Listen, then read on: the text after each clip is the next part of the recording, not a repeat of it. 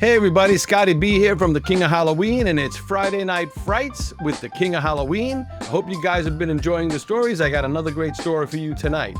It's also from the book, Scary Book of Christmas Lore by Tim Rayborn. This one I never heard of. I heard a lot of the Christmas lore, but I never heard of this one.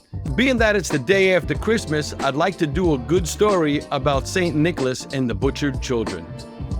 St. Nicholas, or St. Nick, is a handy alternate name for Santa Claus, but there really was a St. Nicholas who lived in Asia Minor in what is now known as Turkey, from about 270 CE until his death on December 6, 343.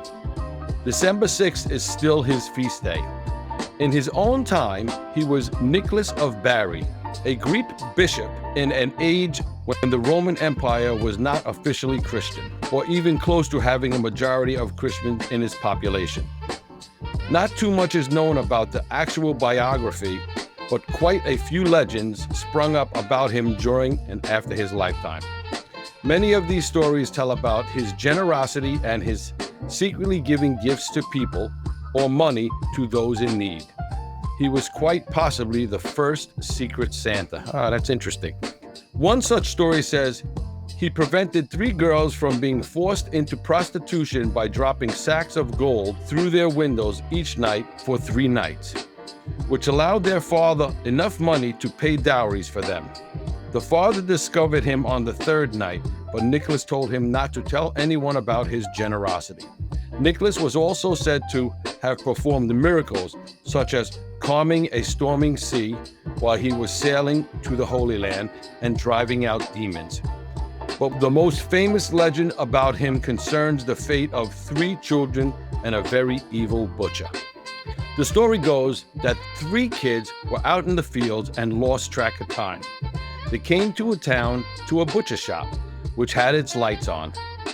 They were tired and hungry, and now they were lost, so they knocked on the door.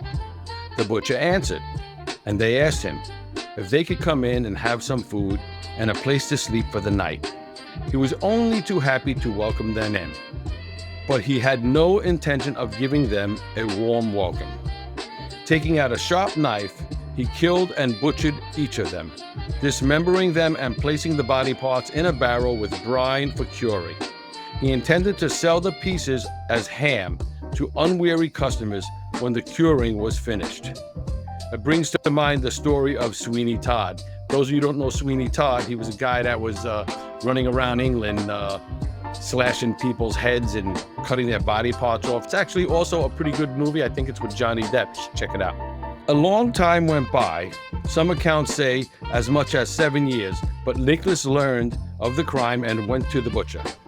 He commanded that this evil man open up his salting barrel, and the butcher would do nothing to comply. Once open, Nicholas made the sign of the cross over it and commanded the children to rise. The 3 dismembered bodies were miraculously repaired and the children brought back to life. No word on what happened to the butcher, but later legends say he was forced to work with Nicholas ever after, a penance for his sins.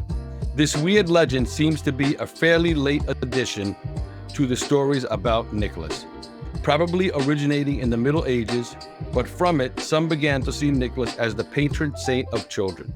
This, combined with his reputation for gift-giving, dovetailed nicely with winter traditions of presents and miracles, such that Nicholas now has pride of place as a holiday gift giver in many European countries on December 6th.